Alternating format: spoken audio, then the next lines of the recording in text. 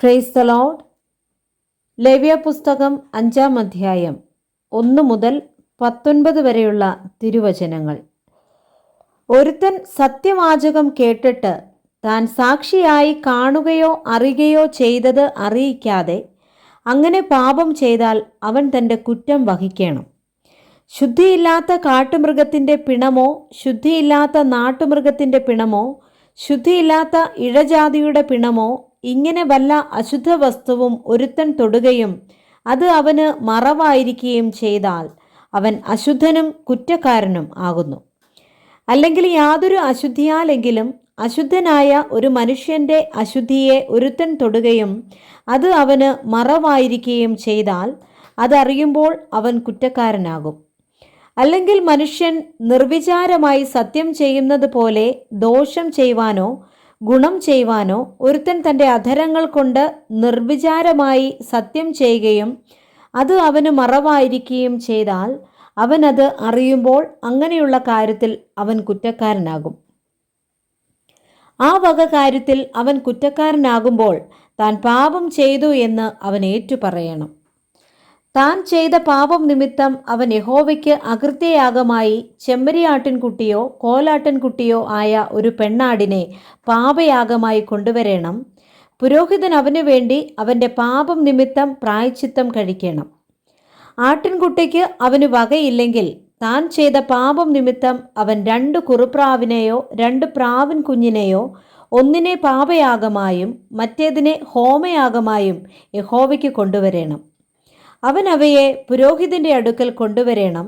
അവൻ പാപയാഗത്തിനുള്ളതിനെ മുമ്പേ അർപ്പിച്ച് അതിൻ്റെ തല കഴുത്തിൽ നിന്ന് പിരിച്ചു പറിക്കണം. എന്നാൽ 2 പിളർക്കരുത്. അവൻ പാപയാഗത്തിൻ്റെ രക്തം കുറെ യാഗപീഠത്തിൻ്റെ പാർശ്വത്തിൽ തളിക്കണം. ശേഷം രക്തം യാഗപീഠത്തിൻ്റെ ചുവട്ടിൽ പിഴിഞ്ഞു കളയണം. ഇതു പാപയാഗം. 2-ാമത്തേതിനെ അവൻ നിയമപ്രകാരം ഹോമയാഗമായി അർപ്പിക്കണം. ഇങ്ങനെ പുരോഹിതൻ അവൻ ചെയ്ത പാപം നിമിത്തം അവനു വേണ്ടി പ്രായശ്ചിത്തം കഴിക്കണം. എന്നാൽ അത് അവനോട് ക്ഷമിക്കും. 2 കുറുപ്രാവിനോ 2 പ്രാവിൻ കുഞ്ഞിനോ അവന് വകയില്ലെങ്കിൽ പാപം ചെയ്തവൻ പാപയാഗത്തിന് 1 ഇടങ്ങഴി നേരിയ മാവ് വഴിപാടായി കൊണ്ടുവരണം. അത് പാപയാഗമാകൊണ്ട് അതിന്മേൽ എണ്ണയൊഴിക്കരുത്, കുന്തുരുക്കം ഇടുകയുമരുത്. അവനത് പുരോഹിതൻ്റെ അടുക്കൽ കൊണ്ടുവരണം. പുരോഹിതൻ നിവേദ്യമായി അതിൽ നിന്ന് കൈ നിറച്ചെടുത്ത് യാഗപീഠത്തിന്മേൽ യഹോവയ്ക്കുള്ള ദഹനയാഗങ്ങളെപ്പോലെ ദഹിപ്പിക്കണം. ഇതു പാപയാഗം. ഇങ്ങനെ പുരോഹിതൻ ആ വക കാര്യത്തിൽ അവൻ ചെയ്ത പാപം നിമിത്തം അവനു വേണ്ടി പ്രായശ്ചിത്തം കഴിക്കണം.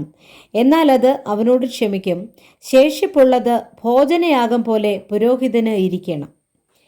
യഹോവ പിന്നെയും മോശയോട് അരുളി ചെയ്തത് എന്തെന്നാൽ, ആരെങ്കിലും യഹോവയുടെ വിശുദ്ധ വസ്തുക്കളെ സംബന്ധിച്ച് അബദ്ധവശാൽ അതിക്രമം ചെയ്തു പിഴച്ചു എങ്കിൽ അവൻ തൻ്റെ അകൃത്യത്തിന് വിശുദ്ധ മന്ദിരത്തിലെ തൂക്കപ്രകാരം നീ മതിക്കുന്ന വിലയ്ക്കുള്ളതായി ഊനമില്ലാത്ത ഒരു ആട്ടുകൊറ്റനെ അകൃത്യയാഗമായി യഹോവയ്ക്ക് കൊണ്ടുവരണം. വിശുദ്ധ വസ്തുക്കളെ സംബന്ധിച്ച് താൻ പിഴച്ചതിനു പകരം മുതലും അതിനോട് 5-1 കൂട്ടിയും അവൻ പുരോഹിതന് കൊടുക്കണം. പുരോഹിതൻ അകൃത്യയാഗത്തിനുള്ള ആട്ടുകൊറ്റനെ കൊണ്ട് അവനു വേണ്ടി പ്രായശ്ചിത്തം കഴിക്കണം. എന്നാൽ അത് അവനോട് ക്ഷമിക്കും. ചെയ്യരുതെന്ന് യഹോവ കൽപ്പിച്ചിട്ടുള്ള വല്ല കാര്യത്തിലും ആരെങ്കിലും പിഴച്ചിട്ട് അവൻ അറിയാതിരുന്നാലും കുറ്റക്കാരനാകുന്നു. അവൻ തൻ്റെ കുറ്റം വഹിക്കണം. അവൻ അകൃത്യയാഗത്തിനായി നിന്റെ മതിപ്പ് പോലെ ഊനമില്ലാത്ത ഒരു ആട്ടുകൊറ്റനെ പുരോഹിതൻ്റെ അടുക്കൽ കൊണ്ടുവരണം. അവൻ അബദ്ധവശാൽ പിഴച്ചതും അറിയാതിരുന്നതുമായ പിഴയ്ക്കായി പുരോഹിതൻ അവനു വേണ്ടി പ്രായശ്ചിത്തം കഴിക്കണം. എന്നാൽ അത് അവനോട് ക്ഷമിക്കും. ഇത് അകൃത്യയാഗം. അവൻ യഹോവയോട് അകൃത്യം ചെയ്തുവല്ലോ.